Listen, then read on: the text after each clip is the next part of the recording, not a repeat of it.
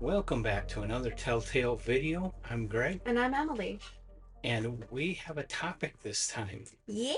The topic, we're both graphic designers, we're both artists, and we wanted to start talking about some of our favorite illustrations. And I hope this will turn into a series, kind of exploring the history of illustration, Mhm.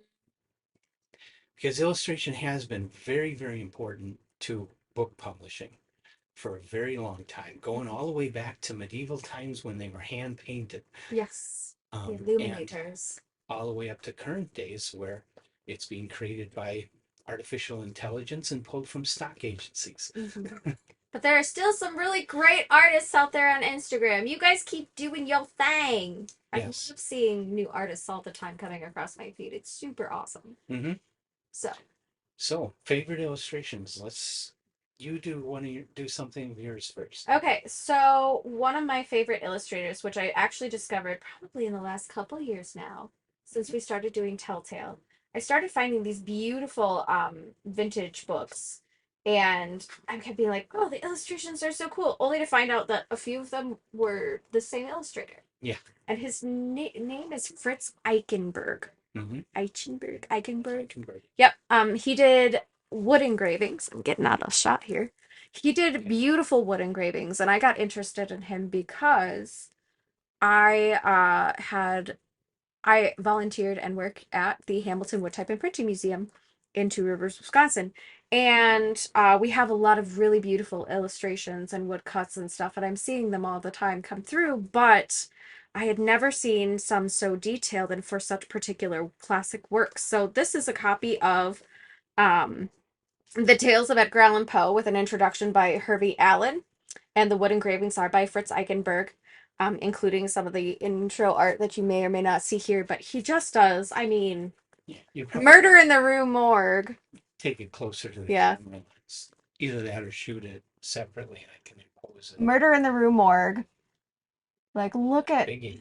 the detail on this is ridiculous. And I'll probably take some pictures with my phone for you to kind of put into this space. But Okay. there are some really gorgeous illustrations. This one is from, which tale is this? Scheherazade. Scheherazade! Um, just this beautiful depiction of a sultan and this woman. So much detail, but still so very illustrated. It is gorgeous. If you want to see that one, Sure. Oh yeah. it's That is beautiful. nice. Like his cross hatching is so unlike anything I've ever seen. Mm-hmm. And then this one is the something of the perverse. What is it? The Imp of the Perverse. An illustration here that's just stunning. And I'll put some detail shots in here too so that Okay. we can get it. But I just really enjoy his illustrations. Like I have another, the Jonathan Swift Gulliver's Travels.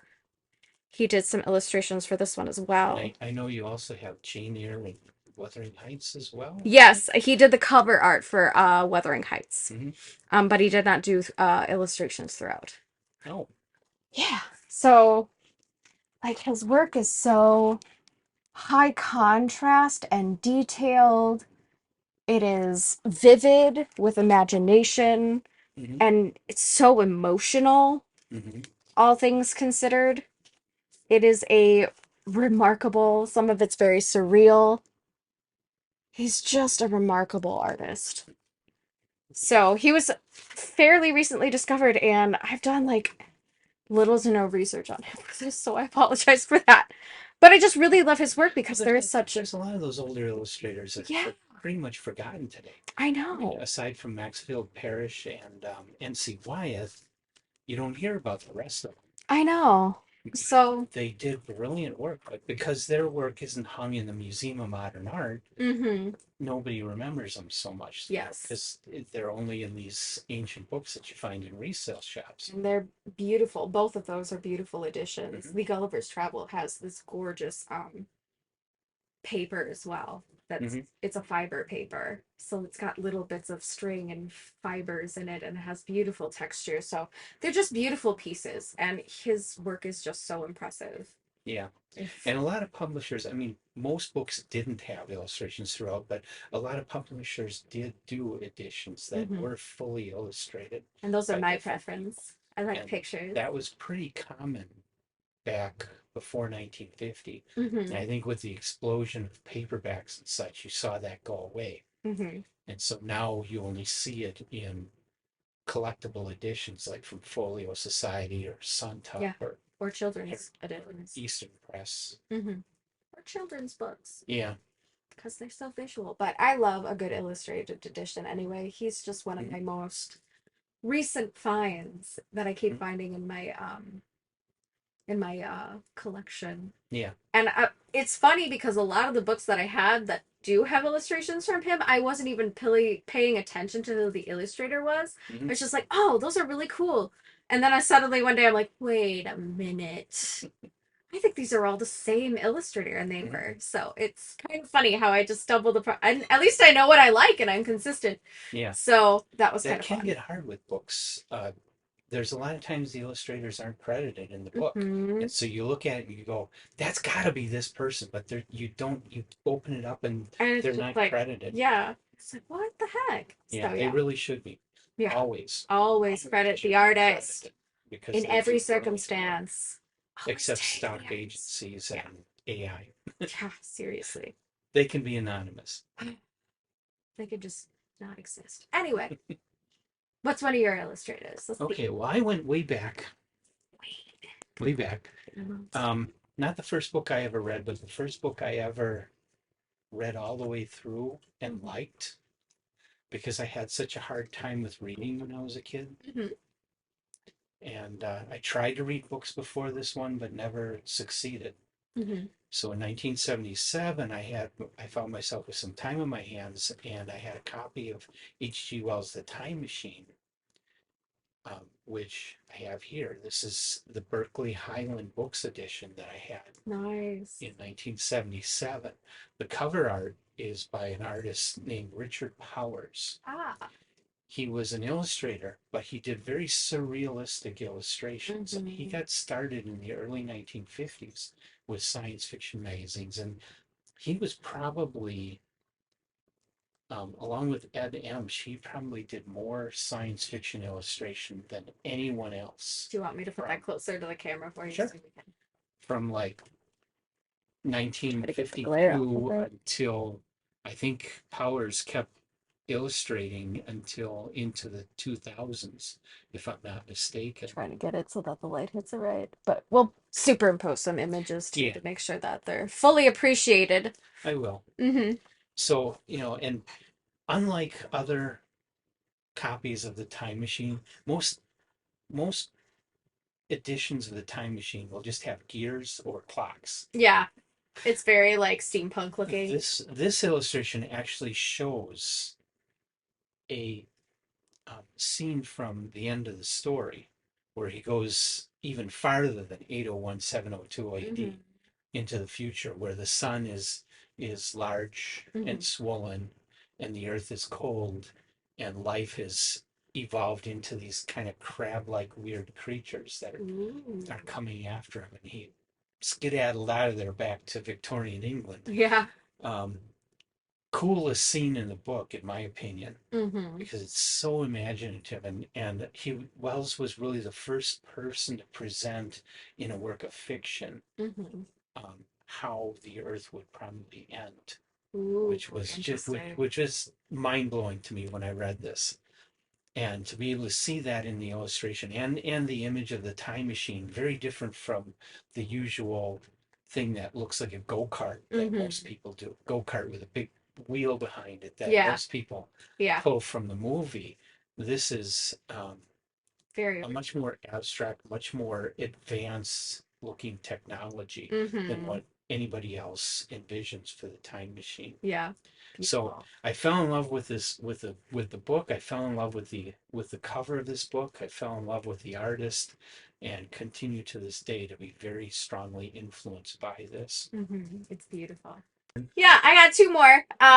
One is a more contemporary artist, and this is not a paid Not a sponsored post. I Okay. love Dame Darcy. She is an independent publisher. Oh yeah. She, the first time I was introduced to her is I happened to find a copy of Jane Eyre with illustrations throughout that was done by her. And I liked it because it was like, oh, it's kind of like gothic, Tim Burton-esque, but so unlike Tim Burton, Hmm. all the same.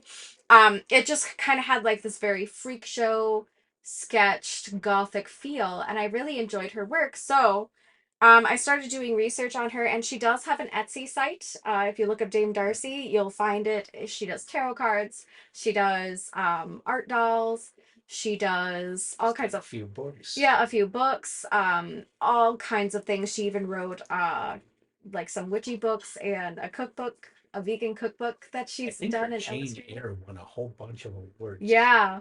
So she is incredible. I love her. This is a omnibus of her Meat Cake comics, which is a series about basically just a bunch of freak shows, like a mermaid and all kinds of crazy things. But the illustrations and the way she styles stuff is so organic. It is unlike any other comic I've ever. It's so zine. It's such a Mhm. zine, and I love it so much. She has these really memorable characters that are reoccurring. Mermaids, two-headed sisters, werewolves, all kinds of crazy fun creatures to interact with. I just love her illustrations so much because they are so vivid and so imaginative.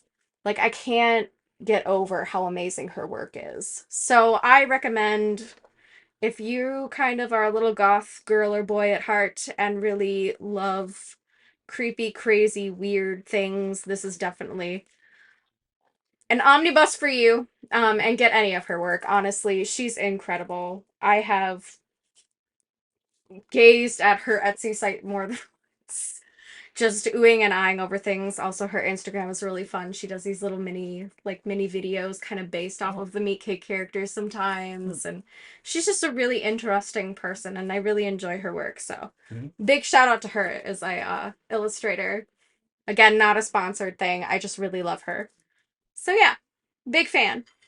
So after I read a number of H.G. Wells, I went out. I picked up the Time Machine because it was a movie. When I was a Hmm. kid, I saw it on TV and loved the movie. And same with War of the Worlds and The Invisible Man. And I also liked Fantastic Voyage, so I got that. And Yeah, that yeah. introduced me to Isaac Asimov because Hmm. he wrote the novelization. I also liked 2001: A Space Odyssey. I saw that as a little kid in the theater. Nice. So I went out and I picked up the novelization of 2001 by Arthur C. Clarke. Hmm. And so I started discovering these other science fiction authors and started looking for their books. Yeah. And so I discovered Isaac Asimov and I discovered Arthur Clarke. The first Arthur Clarke I bought was Earthlight, Oh, that is cool. I love the symmetry. which I have, this is still the book that I had, um, a beautiful Stanislav Fernandez airbrushed cover that is Beautiful. the epitome of 1970s science fiction Mm-hmm. I'll take it up to the airbrush camera art, too, just in case, but we can always splice in. showing a key scene from the novel of a battle on the moon. That symmetry is gorgeous. And I fell in love with this illustration and the others. He did all of the illustrations for the Del Rey Mm-hmm. Arthur C. Clarke books at that time. Yeah. Rendezvous with Rama, Childhood's End. I went out and bought those after I read this. Beautiful. They all had these Stanislav Fernandez covers, That's and awesome. I loved it. That's awesome. Stanislav Fernandez went on to do a lot of covers of Omni magazine Mm-hmm. and illustrations for like Vangelis Mm-hmm. um, record albums, and had a very 80s colorful airbrushed style Mm-hmm. that became kind of iconic in the 1980s. Yeah. But he did a lot of brilliant science fiction illustration for Arthur Clarke and Stanislaw Lem. He did a series of Stanislaw Lem books. I think he did some Michael Moorcock books at that Mm-hmm. time. And his style was very different from everyone else because of the way he drew things in the way he airbrushed, That's really but awesome. he used the airbrush very heavily. Yeah. So that was an extremely powerful influence on me. Cool. Then this one, I have this book, The Dangerous Journey, which is basically an illustrated kid version of Pilgrim's Progress. And I first encountered this one in my church library when I was a young kid, and I loved the illustrations because they're kind of gritty and interesting. And I can't remember, somewhere in here it has the artist, but it was in a weird place. Really? Oh, it's at the back. Hmm. Brilliantly illustrated throughout in full color by Alan Perry. So this has some really great, here, I'll show you. Really great Oh wow. Yeah. paintings that are super vivid. I'm trying not to get a glare on it. We'll have to superimpose Uh, more pictures, but this just has some of the most interesting and spellbinding, very like dark fairy tale-esque for this story, which mhm. is really interesting because this was written by a Puritan man who had a dream about this. Yeah. So that's what inspired this story. But there's just all kinds of really gorgeous imagery. Hmm. Like, I absolutely love it. I also really loved as a kid. This I should have known I was going to be a graphic designer who loved books when I was a child, cuz like just doing a black page with white Hmm. just to juxtapose against the brightness of this Hmm. and to really make these pictures more impactful. Like, Yeah. the characters are so memorable. So Alan Perry is definitely a huge part of my childhood, and I didn't know his name until last week when I actually finally found it on this book. Uh-huh. But this is just a beautiful copy of this story. It's a great way for kids to digest the story of Pilgrim's Progress, but it's just so good. There's like video adaptations of this where it's full color art. It's stills, but they're describing the story to you, like basically reading the story to you and stuff. But this is just a really great work, and Alan Perry is a phenomenal artist. Hmm. So that was a really good one. Okay. So those are mine. For now, we'll find more in the Yeah. future. And the third one, which is buried somewhere in my magazines, so I don't have it here to hold up. I will superimpose it.